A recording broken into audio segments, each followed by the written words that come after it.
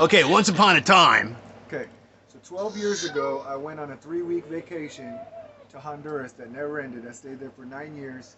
9 years in Honduras. Wound up in a indigenous village of African descendants called Garifuna, Garifuna, which are African descendants in Central America. which are in part in Belize, Guatemala, and Nicaragua, but primarily in Honduras. About 32 communities or something along the coast. So I was the only white guy there. I didn't have any goal when I went there other than I saw lots of kids in the street. So I just decided to try to connect. I wasn't in a place where I wanted to do some spiritual thing at that time. So I started feeding them, then teaching them English. And then I bought a little place, made a classroom, just doing cool things. So your And main focus was these kids. yeah, just loving the kids. That year, because of strikes for the teachers, there's only like 50 days of school, so I'll make an alternative school for them, and just being in their life, and trying to be consistent with them in their life. And so you said something about cleaning up the beach and what other kind of things you did? Yeah, that when had a feeding program on the beach, and then I decided, well, if I'm gonna have you guys here for lunch before we eat lunch every day, we're gonna go clean, do 10, 15 minutes of cleaning on the beach, and just finding ways of them giving back into the community, doing things in the community. And years went by, wound up having a change of things. I wound up doing a lot more different ministries in the community with grown folks, wound up building houses and doing stuff in rehab and jail and just different things, just different seasons and stuff. Long story short, after 9 years, we wind up moving to Nicaragua on the island of Ometepe and buying land. And so what I was showing him is right here on the island, there's one brick paved road that goes through the whole island. Right off that road in our town, you have one little evangelical church and one little Catholic church, a little public school. Behind there is El Campo. It's like, the sports field for the whole community. It's basically the main hub of the whole community. So every Saturday is huge football games, every Sunday baseball games. Butting up against the field is the property that I bought. So we're very central to all the activity in town. And we have many young people come in and get in English classes, Bible studies, and they work on our farm. Then 2 properties over here, we have a 2-acre farm. We got, 500 plantain trees, 100 bananas, citrus grove, just tons and tons, cacao, coffee. And I'm learning a lot from them, farm-wise. I let them teach me what I need to do on the farm, and then I ask them, well, what do we need to do resource-wise to do that? Okay, describe Ometepe a little bit. Ometepe is an island the shape of an infinity symbol with 2 volcanoes, one active, one inactive, one has a lake inside of it. It's in the middle of Lake Nicaragua, which is the biggest freshwater lake in Central America. And it's the mainland. When you get off of the mainland, it's about 40 minutes from the Costa Rican border. So super good location. It's just the island itself. National Geographic called it the oasis of peace and the 8th wonder of the world. It's like a world to itself. I've been all through Central America, Belize, Guatemala, Honduras, Nicaragua. To me, when you step off the boat onto the island, it's like it's its own world. It's peace. It's clean. It's the cleanest place that I've seen in Central America.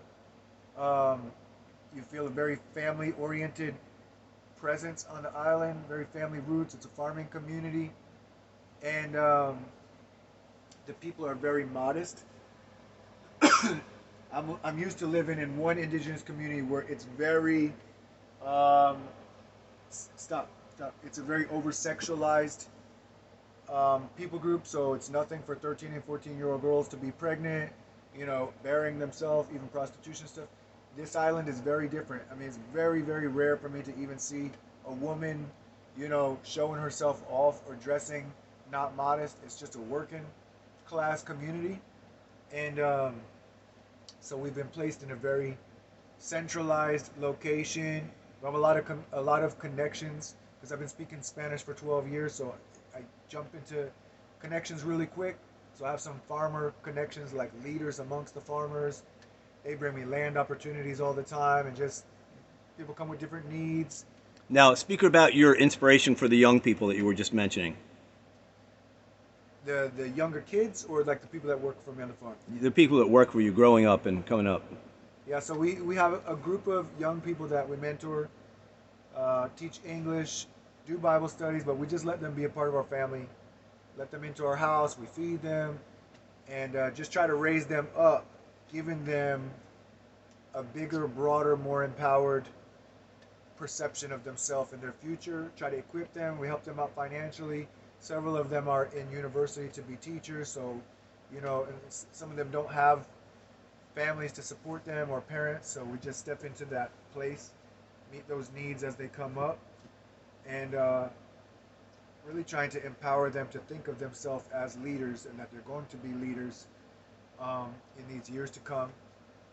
And then always trying to find different keys to connecting us more as a family and community, which is where Jeremiah come in big time. I knew that when I first come across him that he was going to have certain keys regarding that to impart to us, and really just want to create a community of young people who we can equip with the keys to be raised up at a very fast pace, to be proactive leaders in their community. I mean, the island itself is like a fishbowl. It's like a petri dish. It's not that big.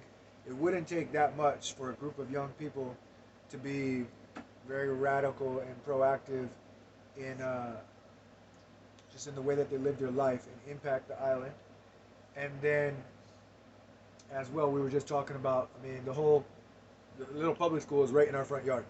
So all of the kids of that younger generation, my kids, I got a 2-year-old kid, a 6-year-old kid, and 13-year-old daughter that all go to that school. Stop. So we have access to all of the kids, all of the kids in our community. So thinking about taking some of the things that we used to do, our kids' night, and just some of the things, and bringing it into that school and connecting with that age group, bringing them onto our farm, creating some cool projects on the farm, letting them have creative say-so, come up with ideas, and then watching the adults run with their ideas to put them into action and manifest the ideas that they're coming up with. Great. So, everybody, I've just been wanting to share with you a little bit about my visitor right now, especially you people that are connected with Nicaragua and Pronica and know my years and years of trying to support families and even my lineage of my parents caring for children. So this is an exciting day. There's some great things going on here at Family Honesty Camp. Hey y'all, peace be with you. And say hello. Hi, hi.